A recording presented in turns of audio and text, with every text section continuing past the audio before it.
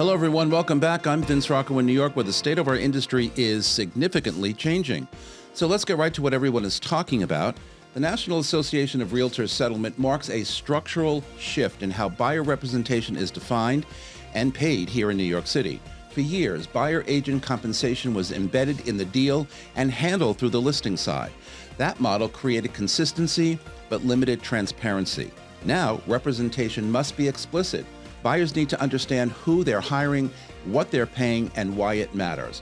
In a market as complex as New York City, this change pushes agents to clearly articulate their value.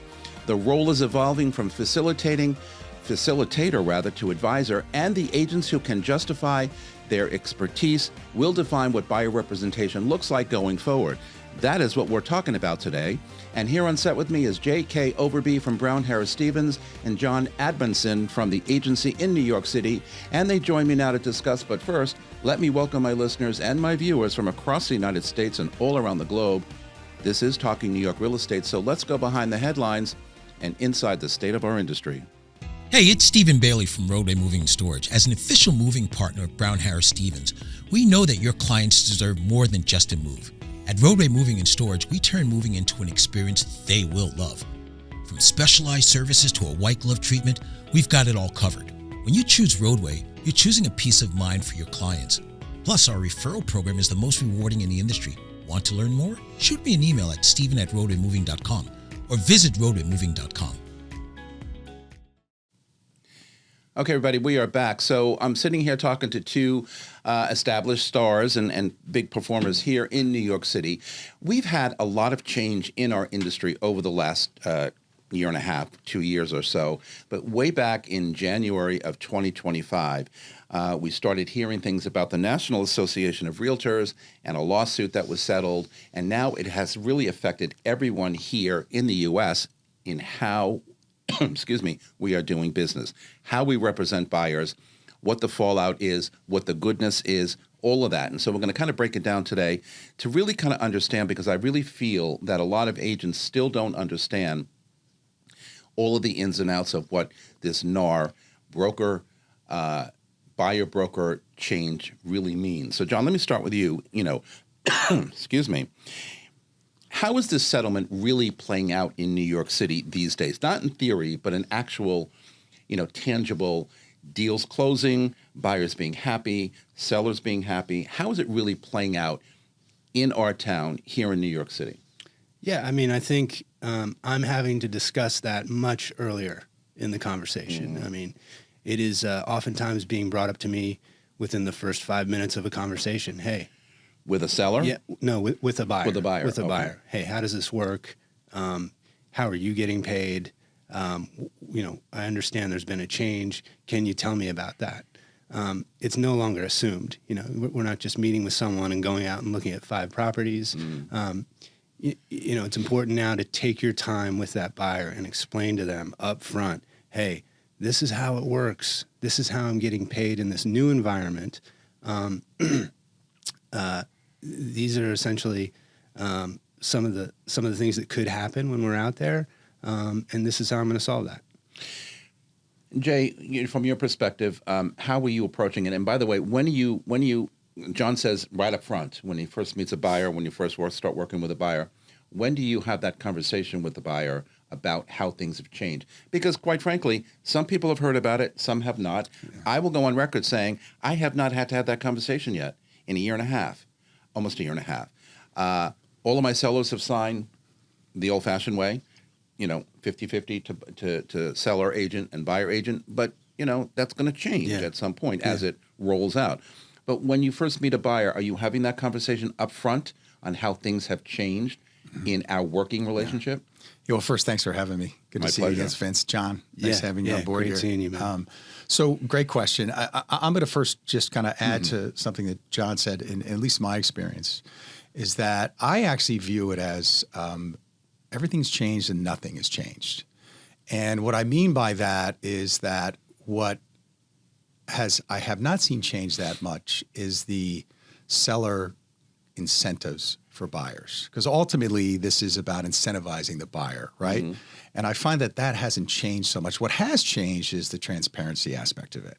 And I think that in some ways we perhaps are having those conversations. I've been doing it for 22 years, but I think that we're really now forced in a good way to be more detail-oriented on what the value is, what the process is, who's paying who. So that's maybe a good segue into your question, which is it's important to have that conversation with a buyer immediately. And that, in essence, what the Rebney protocol actually encourages or requires. And that means you want to be clear on what your role is, and then what your value is, and the requirement of having an actual buyer-broker agreement. And then, of course, that's going to lead to your selling propositions, and then, of course, the structure of that agreement. So I don't know if that answered your question, but upfront is important. It does, and we're going to break it down, a little more as we go along. But are you seeing any buyer hesitation? Well, when you start talking about compensation? Or is it just kind of like, okay, John, great, I really need the representation, so if I have to pay, I'll do it? I mean, great question. Yes, I'm seeing some upfront friction when we're talking about this. I can see the gears starting to turn in the buyer's head, like, wait a minute, what happens when we get into a situation where the seller isn't paying, the full amount? Where do we go from there?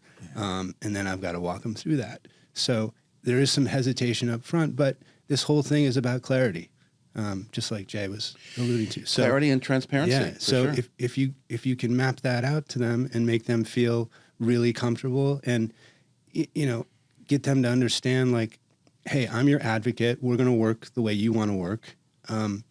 Oftentimes, you can get through that. What about deal velocity, though? I mean, do you see deals slowing down, or the amount of deals slowing down? Because now we're like, well, I don't know if my buyer wants to pay. There's also the what I've heard through the grapevine, agents saying, well, I'm not really going to have the conversation with the buyer until I have to, meaning I'm going to look on the system to see where, or make phone calls, because you can't even find the commission on the system anymore. Make phone calls to find out if there is a 50-50 split, or if it's, only the seller, whatever, and then only show my buyers, those types of apartments, which of course can limit what you show a buyer if you're not going to be showing all of it. I mean, what are your thoughts on that? So, I hear a lot about that, by the way. Yeah. So what came to mind as I'm kind of smiling is that, the one thing I don't like in the world, and I think most humans, is surprises, right? So we get back to the word transparency. We're probably going to say it, I wish I had a buck for every time we say it here. But that being said, transparency to me is some synonymous with actual trust. Yeah. So I feel that it's just really critical to upfront be clear that they understand the new requirements, and then take them through how this is an investment in an advocate. And I like them to think about it from a standpoint, if they bring up the whole topic of, hey, am I going to have to pay a commission in any way, shape, or form? It's possible. It doesn't happen much in New York. But if they do get to that point, they're going to have the skill with me to actually see a return on that investment, because that amount will probably not be more than, it could be more, but what I'm hearing and experiencing, maybe it's a half a point, maybe it's a point, and then you can actually gauge, and you could gauge even if it's 3 percentage points. That's going to impact how we negotiate. It's going to impact how your buyer authorizes you to negotiate. And you can take them through. Listen, there's 1 percentage point here that looks like is going to be out there that you might be obligated for. Let's see if we can negotiate 2 percentage points at a discount and actually show some actual ROI in this process. Are buyers actually willing to pay? I mean, because I get Jay's point, and well said, but our buyers, I think about first-time buyers, right? At, under $2 million, because everything today is at least $1 million or more, give or take. First-time buyers kind of scraping together down payment money, closing cost money, including attorneys, whatever. Do they have that extra 2 or 3% to pay us, 1%, whatever the percentage is? And then we have to worry about, is my firm, I'm representing a buyer, is my firm going to accept 1%? Or am I going to take 1%? Because at the end of the day, I bring 1% back to my company, then I get my split on that. Was it worth it? So are they willing to pay. I mean, I hear all sides of it. Again, I'm fortunate so far I haven't had to have that conversation, but I know I'm going to. I mean, realistically, the buyer wants that taken care of inside the deal. They want the seller to cover it. But look, it depends on who you're working with. If you're working with a first-time buyer who's just been getting killed on rent increases every year, and they're looking at you with deer in headlights, like, hey, get me out of this, get me into a property where this isn't happening to me anymore. There's real value in that. So maybe they don't mind, coughing up the extra 0.5% to help them get out of that cycle. So I really think it's buyer mindset, where they're coming from. Because I think, not to interrupt you, but I think, and again, I'm just playing both sides of the equation, okay? I think that with carrying costs, and we just did a show recently on carrying costs here, carrying cost these days being higher than ever before. I mean, carrying costs, maintenance, real estate taxes if it's a condo, assessments, thank you, flip taxes, if you're buying or whatever. I mean, all of these, and by the way, and I say this almost every week on the show, I have seen in the last 2 years double-digit increases in maintenance in most buildings, which is 10%, guys, or more, where we used to float at 3, 4, 5%, 5%. Everybody, the world was collapsing at 5%. Now we're 10 and more. In one of the buildings I work in exclusively, for 2 years running, 10, 11, 12%. It's like, okay, now we're asking a buyer to not only come into a building, buy that apartment for those higher carrying costs than ever before, and oh, by the way, you got to pay my commission. It's like, full stop, whoa, what's happening here? Right?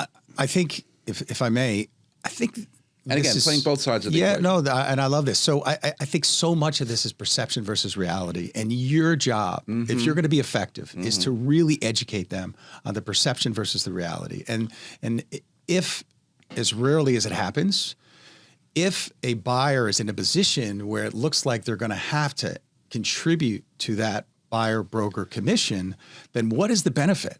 And if they get to that point, they should be like, I see the benefit here of paying that 1 point, because look at how short-sighted that seller was, because he doesn't know I'm paying 3% less than what I would be paying if I actually didn't have to kick in here. So it comes down to benefit. I mean, we talk about, they're going to have to pay. It's like, the reality is very few people are having to pay. They need to be prepared and educated to be able to step into pay if it makes sense and is benefit for them.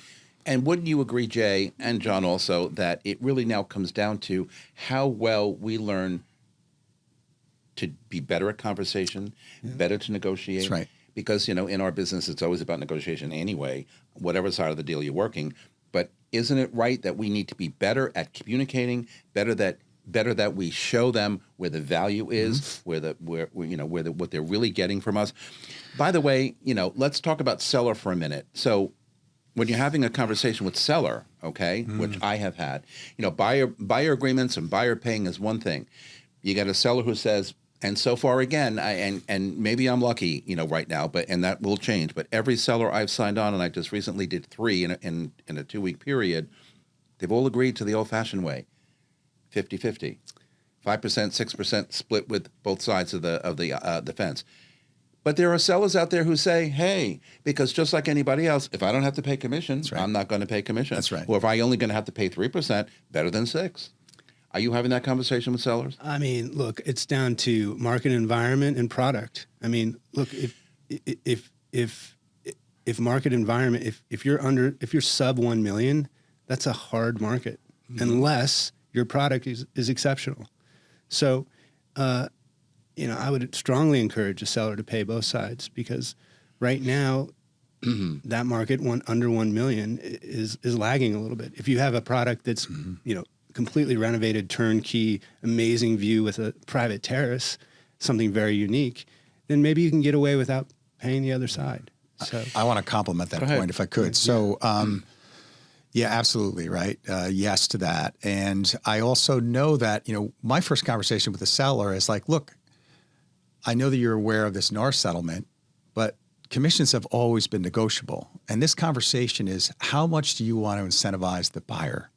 in this case. You're reading my mind. Because this is what you want to talk about. You want to incentivize the buyer. Now, they can test the market the same way that you have market conditions on how do you want to price. I don't determine the market. I might give them a range with comps, but ultimately they have to decide their risk appetite. And it's the same thing here. It's a risk appetite. Now, I have seen, and I think it's fair, with some of the real luxury numbers, when you get into 15, 20 million, a lot of times you'll call and we have to get notification of, hey, what's the, the buyer commission? And on this side, and they'll say it's negotiable. Or they'll say it's starting at 2% or whatever. So those sellers are exercising that right, but I also think they're making it much more complex, and they're risking turning off a buyer that they even have to get into that conversation. Do you think they are aware of that, though, Jay? Because when I think about it, sometimes I'm like, you want to say, and again, I haven't had to have the conversation yet. You're going to leave half the buyers behind because they're not going to come through their representation because you're not going to pay the broker. As Do you John, have that conversation? As John knows, some of them are aware, some of them aren't, right? I guess part of it is if they listen to you, they're aware. Right. And that's why I always like to put it in writing like you do, John. Yeah. And it's like, I can always look back at that email and say, look, I told you this scenario could happen. It could actually impede the volume of prospective buyers coming through. I don't think that's the risk that maybe you want to take, but it's completely up to you. It's back to freedom. Even though we as agents know, because we have to follow Rebney rules and Department of State rules and the new NAR rules where buyer representation is concerned, we all know the new rules, and we've been living with it now for almost a year and a half. But my question really is, how many buyers and how many sellers out there have even heard of this, right? Is it very well known out there in the population? Because once again, I have not had to have, I had it once, I take it back, with a seller, the conversation, and he decided, and we decided we're not working with each other. But how many people out there are really aware of this? I don't think many. It's 50-50. I mean, at the end of the day, they just want to know they're going to be taken care of. Can Jay take care of me? Is he going to do a great job? And am I comfortable with Jay? And then Jay sits down and says, hey, this is the new rules. And most of the time, it's not going to be an issue. What does it come down to all the time, as we talk about in a lot of the conversations here? It comes down to credibility in you, trust in you, your authenticity, your transparency, explaining to them, hey, this is what we do today. This is the new way. I need to explain it to you. I need to make you understand what it is, and then we go from there. Yeah, right? It's a big part of it, right? It's so significant. It's the authenticity of what you bring to the table. And I think that in the past, we've been in this business for a long time. I think in some ways we assumed. I think we still promoted ourselves. We still talked about our value. But at the same time, this new protocol forces you to say, hey, as you should, what is my value? What is my expertise? What is my experience? And so I think it's critical to do that. And I'm sure, John, the reason some of your sellers or buyers are not bringing it up or just trusting you is because they just know your experience and they trust you. Yeah. And it comes down to experience. And we've all been in the business a long time, 20 plus years for Jay and I. You're in it, I'm sure, at least that long. Yeah, a little bit. So, we have to understand how to better negotiate, how to better talk and explain things to our buyers and sellers. We've got to take a quick break. We're coming right back after these messages from our sponsors. This is Talking New York Real Estate on the More Network. Don't go anywhere. I'm Brian Scott Cohen, one of the top loan originators in the country and the #1 mortgage originator at Guaranteed Rate Infinity. Guaranteed Rate Infinity arguably has the most advanced tech in the industry. Our completely digital loan process makes it easy and efficient for homeowners. From a 15-minute pre-approval to the digital application and through closing. My team and I would love to help you get into the home of your dreams. From residential and commercial closings to litigation, Romer DeBoss is your full-service real estate law firm. We blend big firm knowledge with boutique-level attention, delivering outcomes that exceed every expectation. Contact us at romerdeboss.com. So, question to you guys is, how are top agents restructuring, their buyer agreements? I mean, is it all pretty much the same? Is there a few little, things that are different? How are you looking at that, John, and how are you structuring that? I don't know if I'm restructuring it, but I'm definitely asking, questions like what you're comfortable with. Are you comfortable with me getting compensated on one apartment or all apartments? Are you okay with this area versus that area? Time period, how long do you want to work with me for? Those are the kinds of questions that are coming up when I'm going over that agreement. And just being super clear about it. What about what I indicated earlier in the first block when I said agents are not necessarily have these conversations right off the bat because they may find something where they're getting paid and they don't have to go down that bumpy potential road of the buyer saying, well, I have to pay you, I can't pay you, I don't want to pay you, whatever. They're really looking at opportunities to show them where they know they're getting paid by the seller the good old-fashioned way, right? What are your thoughts on that? I mean, if you're dating, you should tell people you're dating. If you're exclusive, you're exclusive. So, up front, that's a good analogy, JK. That's where it's just so important, right? To take them through the entire process. And one of the things, keep in mind, they have choices. I mean, John, you're talking about crafting an agreement that works for them. I mean, they're empowered, right? And hopefully they trust you. But there's two structures, right? There's the exclusive structure if we're talking about buyers, and there's the non-exclusive. Obviously, if they sign an exclusive agreement, if they purchase something that we are owed a commission. If they have a non-exclusive, then they can date. They can use you for the properties that you show them, and then they can actually go with another broker. I put forth my commission, which is typically 3%. I'm worth every penny. I have to sell them on that. It could be less, but and then of course I really promote the value of being exclusive. It's the same reason why sellers, there's very few co-exclusives or open listings for obvious reasons. It's the same thing here. And that's also a benefit, right? You get people that are committed and they're loyal and they're locked in as an exclusive. And again, it's all about, what wisdom, what advocacy do you offer that buyer? So they're like, I can rest in peace here. This is my guy. John's my guy. If it takes 1 year or 3 months or 2 years, I'm going to use him. Does it make the conversation with sellers a little more difficult when those who know that they don't have to pay 6% anymore or 5%, whatever whatever's negotiated? Does it make them dig in harder to say 2 or 3% to you and that's it? I would imagine that having that conversation the good old-fashioned way of 6% that we split 50-50 is not an easy conversation anymore. Yeah, it's definitely upfront friction. Definitely it's a little bit harder.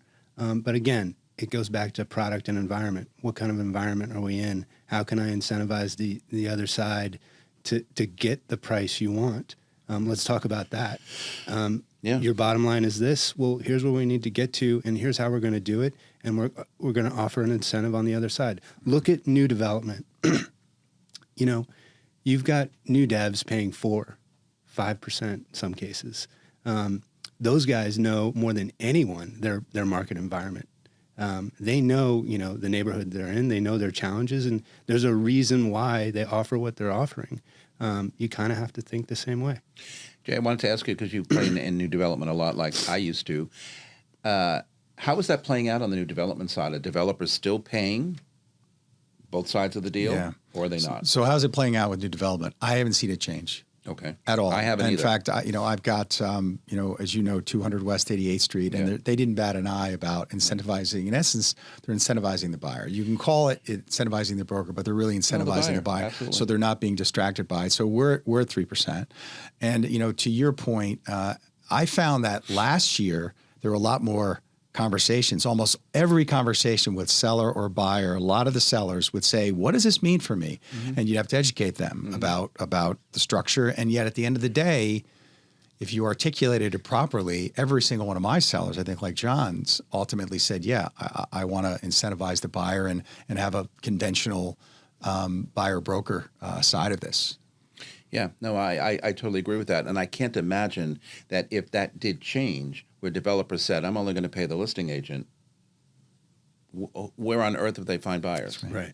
There's always that direct population that goes out and does their own thing. But, in new development, there's so many reasons why you need, an agent representation when you're doing that. and so I'm happy to hear, and I agree with you, Jay, because I haven't seen or heard where that's changed that much on the new development side. I just want to make one other comment because I think it's important for the audience is that, there are buyers who will basically, their agreement will say, do not take me to any developments or any listings that don't actually compensate you fully. Right. I don't want to be involved in that conversation, even if it says ultimately I will step up and contribute something. So that's something to keep in mind. Yeah, and these deals can be structured. These agreements can be structured, however you need to structure them. And I'm assuming that's going to be based on individual buyers as well, whether they're going to see new development, whether they're going to only see resale, whatever it is.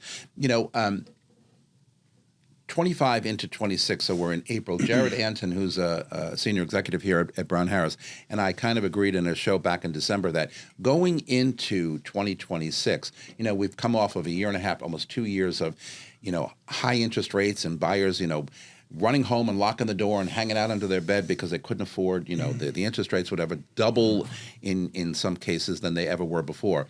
And Jared and I agreed that the problem coming into 2026 would not necessarily be interest rate, but it would be inventory and the lack of inventory in our industry here in New York City real estate. How do we look right now, forgetting the buyer agreement for a minute, how are we looking right now from an inventory perspective? I'm seeing a little kick up in that in my own personal business. What do you think? Well, I think it's picked up a little bit. I think it happened late for a spring market. Very late. I think sellers are starting to understand, like, they're feeling better. The weather, they're getting their heads wrapped around the geopolitical stuff. I feel like market-wise, we're a little light on inventory. Sure. Yeah. And what is the reason for that, Jay? I would agree, first of all. And listen, there's three kind of boogeymen, really. It's certainly not the NAR settlement protocol. It's interest rates, it's geopolitical, and it's inventory. Yeah. Right. And that's quite the stew right now that we're dealing with. But it's also at the same time, I think to John's point, it's so resilient that the biggest driver the biggest impact, the biggest hurdle is inventory. Like, I have people on the sidelines that are ready to go. Yes. And even though interest rates have ticked up, they still know that they're, 6.5, and they may be able to get something depending on their portfolio under 6. That inventory is the biggest frustration. I mean, how many calls do we get, John, where you're like, oh, that's a fantastic budget. What are you looking for? And then we hang up the phone, we say, ooh, that's going to be a tough one to find, but we're on it. Yeah. Why, or what is it going to take to get that inventory, relaxed a little bit or increased a little bit? Because, I'm seeing buyers ticking up and wanting to get out there finally. And as I've said for years and years on this show and just in my business, you can't keep buyers here in New York City down forever. Yeah. They jump up eventually and say, I got to go, I got to buy something, I got to do something. How are sellers going to respond to that? I see a little bit of response, but are they going to kick in and say, okay? Well, we first need more parcels so they can have more new development. I mean, on the Upper West Side, there's really nothing. That's the first point I was going to make. The point out, we need to get these guys that are in the off-market arena in market. There's so much of that right now. Yeah. Right. Well, let's go. I mean, get it out there. Off market is kind of fool's gold. I mean, I think. I mean, and that fad, I think, will pass. And to your point, that's going to be something that's actually going to build the pipeline. I think you're right. Yeah. Not that I want to belabor the off market thing, but I don't necessarily understand it. Meaning, a seller should look at it like, my listing is not really out there. Who knows about it? Yeah. I mean, and how is my agent, whoever that is, going to effectively get my listing out there or make people know that it's available? How are you going to do that?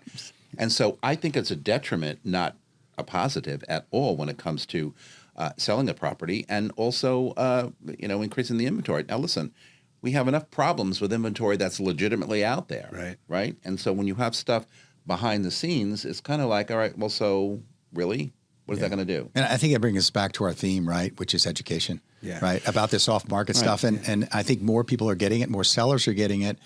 And it's a matter of saying, okay, if you're off-market, can you possibly know if you can get the highest the market will bear? The answer is no, you cannot. And where does it make sense to not have every single prospective buyer looking at your property to compete with one another to be certain you get the highest, the market will bear. And I think sellers are starting to understand that. Competition is good. Right. The off market has been kind of sexy. And even with buyers, we do you have, access to off market? We do. We certainly do. And I've done a couple of off market deals. 100%. But I think that we're going to see a shift. I don't know if it's going to happen this year, but and that'll affect inventory. Getting back to your question, I think that'll open up inventory. Well, that's what I'm getting at too. Is we want to open up or find ways to open up or increase that inventory. That will definitely help. But getting back to the buyer broker agreements, are we seeing downward pressure on commissions or just a shift in how they're negotiated? I mean, obviously, I think there was a little bit of a downward movement. What do you think? Yeah, I mean, I think you're right. There is a little bit more pressure on bringing down the commission, but on both sides, from the seller side and from the buyer side. Yeah, exactly. I'm spending more time, I'll negotiate that a little bit, but I'm spending more time on making sure they're clear on how this thing works, really, and getting them comfortable with that. I think once you get to that point, we go back to business as usual. I think we could look at the high level of all of this, but when you get down to the nitty gritty, Jay, what are buyers really looking at when we explain this, and what are their thoughts on? Do they even care that any of this has changed, other than the initial thought? Well, I may have to pay commission, and that may not be a good thing. They care. They care. The topic is in the zeitgeist. And, last year there were more discussions about it. Yeah. I found that. And this year there are less discussions about it because I think they're getting used to it. People were challenging commissions more last year. I don't find them challenging it as much, but I just assume the conversation is going to come up. Yeah. And I think every time it comes up, it's an opportunity for us to be able to eloquently discuss risk mitigation as a buyer's broker, and ultimately, having the most seamless process to ultimately meet their goal. Because this is all about the consumer. It's about the buyer, to find the perfect home at the best price possible with the least risk involved. So I think people care, but it's usually a brief conversation and you move on. Yeah, I agree. But again, as I keep saying, it behooves us to get better at our communication skills, our negotiation skills, and just building that trust and credibility in our buyers, just like our sellers, because if we do that properly, we get the payback. Okay, we get the dedication. Look, we all know in this industry, in real estate here in New York City, it's the most complex transaction than anywhere else in the world. And I'm a firm believer, and not because I'm an agent, but I'm a firm believer that you can't really do this on your own. You need our help. You need our wisdom, our experience, our years of mitigating risk, if you want to call it that, or just trying to get everybody on the same path to a successful, close. It's not easy. Yeah, and without us, it's impossible. I just think there's so much uncertainty in the market right now that the last thing that people want to do is reinvent the wheel in a certain way that's not familiar to them. Yeah, well, reinvention always is one of the things that, I think I'm going to change the system or whatever, and it never really works. Yeah, right. You're right. Vince, I think we've talked about this before, but I, have like to say that in this business, I think that the best value you can find is having a buyer broker. 100%. In terms of just having an advocate on your side. I mean, folks that say, I can do this alone, why would you put yourself at that risk? Why would you put yourself at risk where a seller is, their fiduciary responsibility is to the seller? Nothing wrong with that. But at the same time, why wouldn't you have an advocate? Now, the question is who is the advocate going to be? They need to be thorough. Yeah. They need to educate you. They need to have experience. Right. And if we do our jobs right, we were talking before the show here about referrals. If you do your job right and you delight your customer, whoever that may be, seller or buyer, that's right. In the past, they talk to their friends, they talk to their family, they talk to their loved ones. And the next thing you know, you're getting a referral because what you did for them initially paid off, or they were happy with how we worked with them. So I like to believe that moves forward and transfers, to us again. And if we keep doing that, even if we have to have that tough decision about a buyer paying us, or have a tough conversation with, a seller that says, I don't want to pay the other side. I want to just pay you. We got to learn how to better communicate that stuff. Otherwise, we're going to lose all the time. Yeah, I think Well, just like we meet with sellers, we have an actual business meeting. We sit down with them, we take them through Absolutely. a listing pitch, we walk them through everything from soup to nuts. I'm not sure everyone's doing that with buyers. I'm not sure if everyone's not carving out that time to sit down with them and have a real buyer's consultation. Yeah. And that is where you build trust, and that is where you build value. And I think if that doesn't happen, you're skipping like 20 steps, you're handing them the sheet of paper, and there's all kinds of uncertainty going into the process. And they may or may not sign that. And I always say, when you first meet a buyer, even outside of who's paying the commission, it is important to sit down with that buyer first, have a meeting. First of all, how much money do they have? What can they afford? What neighborhood do they want to live in? What kind of apartment do they want? Are they pre-approved? You know, on and on and on. But there are so many agents out there who just, I got a buyer, I got a buyer, I got a buyer. And I talk about this when I'm teaching, sometimes continuing ed, and they all kind of look at me like, oops. Hey, you got a buyer, so what? What are you going to sell them? What are they going to be able to buy? Are they qualified? You sit down with them up front. I call it the prep stage. Yeah, and sometimes that you interview them. Yeah, and sometimes that prep stage has to be on the phone. You set the table. It doesn't matter. Yes. So there's exactly. so there's no surprises. In a lot of cases, it's with mine are Zoom, mostly on the phone. Exactly. But it's from A to Z. So then when you do actually meet them, at that point, you've laid it out, and there are going to be no surprises. There can't be surprises, especially when it comes to finances. You know, there are times when, you know, I'm inclined to give them a financial statement to fill out as well. I'm going to email you something. Please take a look at this, fill it out, and we need it. And of course, you know, a lot of people say, well, don't you need that later for the board package? Well, yeah. However, if you don't have the money up front, we're wasting our time. Right. Yeah.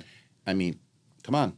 You know, it is what it is. How many times do you hear about deals falling apart because, well, I didn't know I had to have that much money left over after closing. Well, we're talking about New York City co-ops, okay? Yeah. Really? Yeah. Or the maintenance goes up and their DTI, they're pushed out of their DTI, and you know, something crazy like that. I mean, this is where Jay, you and I come into play, and experience comes in and says, "Hey, I can protect you from that." As you both said in the past, a little while ago, it's your experience, it's your credibility, it's your authenticity, it's how you approach the deal, the person on either side, or sometimes on both sides. You know, it depends. We work for sellers and we work for buyers. We work for new developments. We do a lot of things, right? All right, we got to take another quick break. Coming right back after these messages. We aren't going anywhere. Don't go anywhere. Hi, I'm Dylan Pachulik, CEO of XL Real Property Management, New York's most trusted name in luxury property management since 2012. We specialize in managing individual apartments, townhouses, and rental buildings held by absentee owners. We maintain our properties with the highest standards of quality and service so that owners can choose a hassle-free approach to real estate investing. Rented or owner-occupied, we handle it all. For more information, contact us at xl-rpm.com. And we are back. All right, so how are listing agents and sellers responding? Are they offering concessions or holding firm? I mean, you know, listing agents and sellers, they, you know, I've heard that there's a little bit of pushback in some cases. No, I'm only going to pay 3%. No, I'm not going to pay both sides because right now I don't have to. Are they holding firm on that? And are you able to kind of say, okay, here's the issue with that, and maybe you need to think differently? I mean, John and I can only speak from our experience, and also, you know, word from my colleagues. I mean, I find that there are cases where you certainly can negotiate that commission. One example would be with a developer where they were paying 2.5%, and you know, with the authorization of the my buyer, my consumer, they, you know, we negotiated that up. We preferred to get it to 3, but we didn't. We got it to 2.75. So that's an example. That happens to be a developer where they were willing to, in essence, offer a concession. They were paying 2.5. They ended up paying 2.75 for us. You know, it all depends. I haven't had many scenarios because, again, I haven't had to negotiate because I feel like the sellers have put in adequate buyer incentives. But I've heard of others that have had to, you know, get more detailed in the negotiation. What, you know, are more buyers attempting to go direct? I mean, we talked about both sides of that, you know, through the conversation here, direct to the listing agent, and we talked about the risk that they are, you know, potentially looking at if they do that. We've always had direct deals. Direct deals aren't going to end. They're always out there. But in the new scenario, a buyer's saying, Jay, you know what? Or John, you know what? I just really can't afford to pay you. So I'm going to kind of go it on my own and see what happens. Yeah. What is the risk there? We talked a little bit about it before, but what is the real underlying risk there? And will they be successful? Well, I like to think not, but will they be? It depends on, have they been through these transactions before? Do they have experience buying in New York City? New York's Jay and I and you all speak New York City real estate vernacular. It's different here. Yes, we do. So, do they respect the process? That's a big one. Are they going to just do it their way? If they're going to do that, if they're going to use the mortgage broker they met on the cruise they just went on, they're just setting themselves up for disappointment. So it just depends on how educated they are coming into the process, I think. Oftentimes it can work, but, if the seller is offering compensation, why not use a buyer's broker? I agree. I was going to say, I hear those cruises are pretty good, by the way. That said, I think, it's important. I'm actually, what was the actual point? I'll just come around and say we were talking on. Are they going directly to the yes. listing agent? Oh, good question. Thanks for bringing me back on track. What is the risk? Will they be successful? Yeah. So the 2 points to that. I found that last year, I noticed for my business, there were more direct folks. And I assume, I don't know for certain, it could be coincidence because we don't know, I don't have any quantitative data, but I assumed it was because of this new dynamic and there were people were nervous. Right. I would tell those, and I have it now, someone comes into my listing and I can tell they are newbies and they think that they can do it themselves. And I'll encourage them. I'll say, you're probably in a better position to have representation because I actually represent the seller. And this is not an easy process. And you want to reduce your risk. So I think you should consider that as a first-time buyer. By the way, there's nothing better than doing a co-broke with a really experienced guy like John, right? Where it's the most seamless process ever versus working with someone direct and you want to pull your hair out because you're holding their hand and at any given point in time, the deal could crater. I've always said that. Yeah. Right? Always. So it's clearly a risk and it gets back to our actual transparency and education. Because if you're educating them properly, a buyer is going to see the value and say, why do I want to put myself in that position where I just don't know if I'm getting the best deal possible for that property? Well, and we know all the banana heads out there who will take the other side of that, believe me. And believe me, there are a lot of banana heads. You hear me talk about it all the time. So you're absolutely correct. But from a legal perspective, either of you hear anything from attorneys that you're working with on any of this transparency now with, discussing who's paying what to whom? Yeah. I have not, again, but I'm fortunate right now, but I'm sure that'll change. Any legal potential problems? I asked the attorney I work with most is Rachel Isaacson, and I asked her, "Are you seeing stuff happening, later in the deal? When the contracts are coming out, are you negotiating commissions?"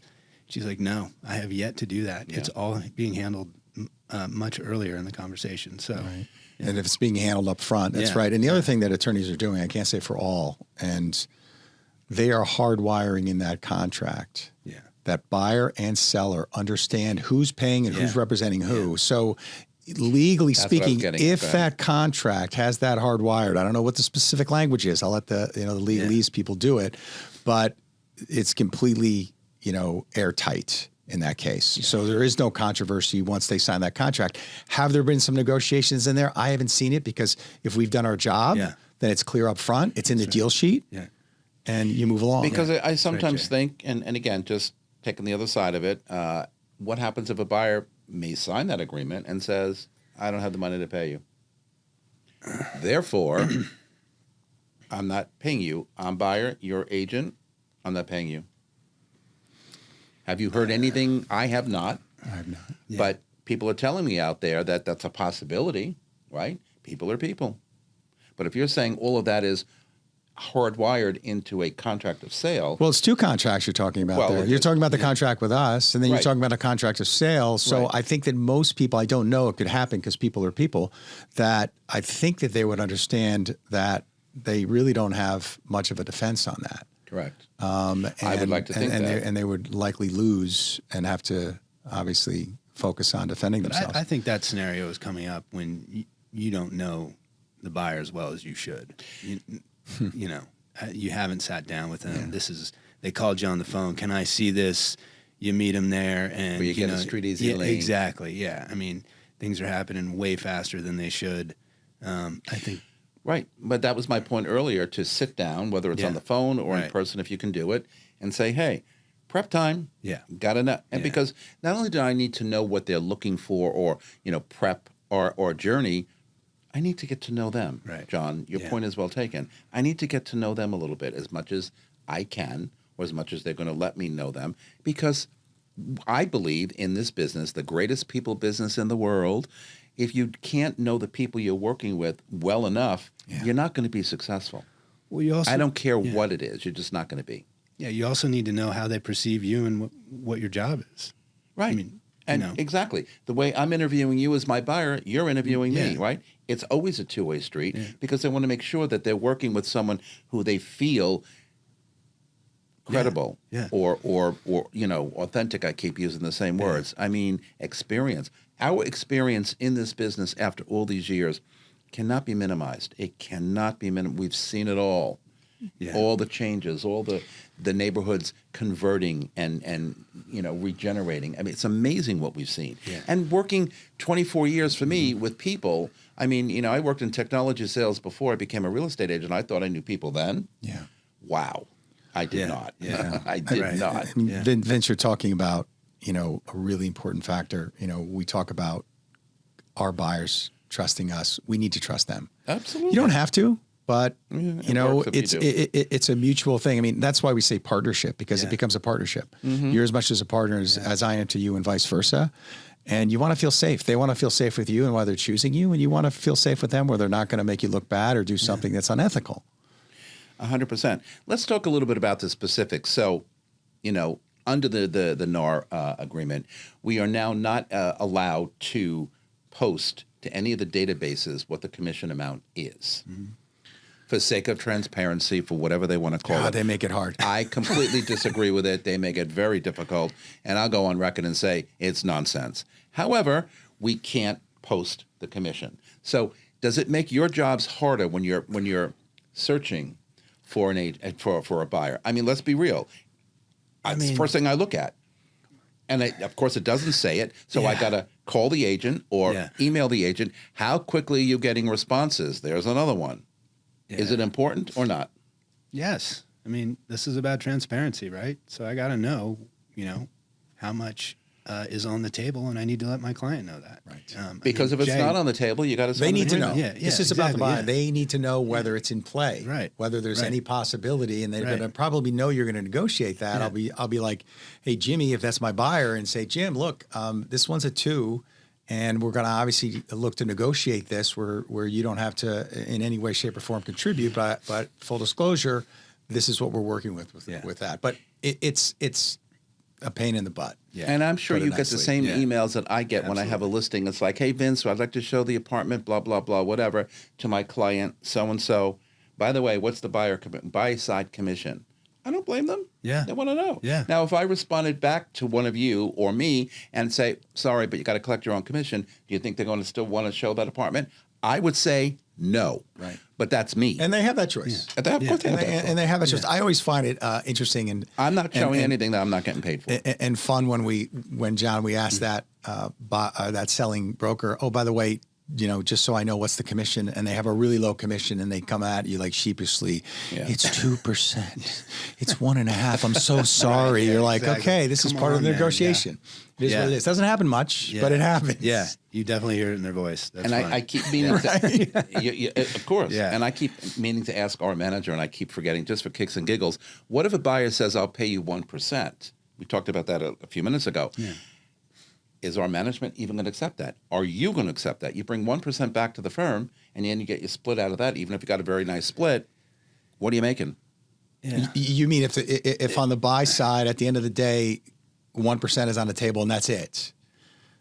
Thank God I haven't had to deal with that. Yeah. I have not, look, but- it's the same amount of work. So it's like, all right, Or more. yeah, exactly. In these days, or it's more. Not like, it's not like I'm getting paid less because you're offering less. It's the same amount. I mean, we struggle sometimes, through the years when it's only been 2% or 2.5%, right? Versus 3%, whatever. And especially if you're working in a co-op, board package, all that stuff. Yeah. I don't know what our company or our management would say to 1%. I don't know. I don't either, but you get what you pay for, seller. Yeah. So You you absolutely do. can be certain that your the eyeballs on that, the traffic on that is all going to be impacted. The price on that, you'll never know, but significantly less is what I would say. I can't say with certainty, but I'm pretty certain that's going to be the case. You get what you. I mean, it's a simple line, but it applies here. Jay, how And many it times, totally applies. I love Jay, it. how many times have you seen a listing at 2% and the pictures look like they were, taken with like a Polaroid? Right. Oh, it's about of course. value. Oh, You get what you pay for, exactly, how you promote it. Let's just, I'm sure you go to your sellers and you say, look, this is why it makes sense for you to incentivize the buyer side and also what you're getting on my side in terms of what my experience is and what I invest. And this is not coming out of your pocket. It's coming out of mine. All right. So, with all that said, who's really benefiting from this shift and this change and the new way of doing things? The consumer, the agent, or the seller or the developer? I mean, who's really benefiting from all of this? And if we go all the way back to what happened in the Midwest that started this whole lawsuit, and the loss of the lawsuit is because buyers felt like they were not being told what they needed to be told. I or think sellers, rather. Excuse me. If I may, John. Yeah, go for I think this is complete win-win. And if you had to rank, I would say consumers number one, and then the rest of the industry is right in there behind it. I think it's just about, again, it's about synonymous with trust, and it's about education. And we assume this was there. And again, commissions were always negotiable. It's just now that it's absolutely clear we have a protocol that everybody understands how this works. And I think the consumer now actually trusts our community more. I think that's another thing that's so important. We have an opportunity to level up our trust here, and the better communication, the more transparency, we certainly can do that. Well, I agree with you, and I think that the underlying message there was to be able to level up and get to the point where we're more trustworthy. I'm sorry, John. Yeah, I mean, Jay, I think you couldn't have said it better. I mean, you're really asking the agent to bet on themselves in a big way, and just like you said, we're leveling up. We're providing a better experience. We're providing more transparency, better understanding of the process. We're using tools more efficiently to make sure they know you put a price on my service. Okay, I'm going to over deliver. Yeah. All right, here we go. Well said. And so the consumer benefits from it, and then agents, we've just gotten better. What we hope, and I, I think so. agree. No, I actually think so. We're forced to- I agree. And I got to make the agree with that. point. This is really important. There's a lot of people that think they can get into this business because the bar of entry is so low. Right, yeah. And the beauty of that is guys like John and myself and other really experienced agents that take it very seriously are going to be even more conspicuous standouts. Yeah. And so It that's gets a us bonus. away from the car salesman stuff. I mean, really, like we're now differentiating ourselves. This is an opportunity for us to differentiate. I love that, John. Yeah. Thank you for saying Yeah, that, because sure. I totally agree with that. I mean, And look at Jay. Look at him. Best looking guy in real estate. I pay you guys well. Thank you. as we've established. No, but your points are well taken. And when I'm teaching, I say the same thing. It really comes down to our credibility always. And the more we learn, I try and start every day with learning something. Yeah. So if I have to learn how to be a better communicator, a better negotiator, better with sitting down with a seller or a buyer or whatever and explaining the reasons why. Hey, listen, we all think, sellers are difficult, buyers are difficult. They're really not. Yeah. They just want to know what they need to know. Yeah. Mm-hmm. And it's up to us to be able to tell them what it is they need to know. It's really very simple. But there are people, especially when they're newer in the business, that can't do that. Yeah. Because they don't have the wherewithal or the background or the wisdom to be able to do that. And wisdom is not age, guys. It's just wisdom in this business. But we have to be able to tell people what it is they need to know. Then they make their decision. Yeah. It's a great based on us. It's a great reminder too that, and thank you for this podcast, because I'm going back and saying, geez, what can I do better? What can I do better? The other thing I probably can do better at is just simply asking my clients, how can I improve? Yeah. What was not communicated? What do you feel that we can have a better experience here? Yeah. And you have to be willing to hear it. Yeah. But there's gold in that, right? Well, you got to be willing to hear it. It's very well said, because I think you're 100% correct. Most people will shy away from that and don't want to hear it. And there is gold in that, okay? Because we learn. Yeah. Look, I said before, I like to learn something every day. And I don't just say that. Yeah. I really mean that. A little thing, a big thing, whatever it is, you got to learn something every day. This mind always wants to know something new. And this is a business where every single day, I love it. Yeah. Things come up that you're like, wow, what? Minute. That's fascinating. I mean, I guarantee, I would say both of you guys you get your business from your sphere, right?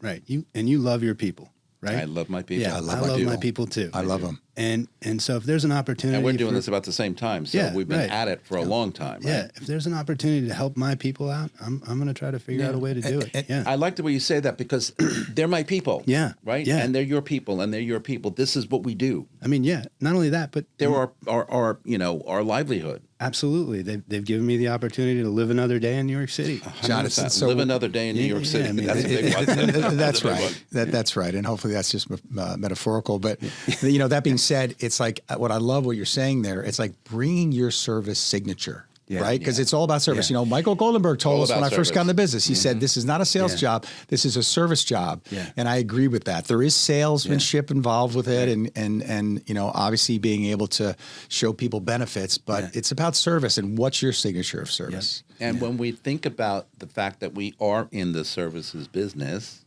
for starters, that's what it's all about. Yeah. Last question, because I always like to end the show with, again, top performers, great agents. Where are we right now? What is our business looking like? We already are end of the first quarter, into the second quarter.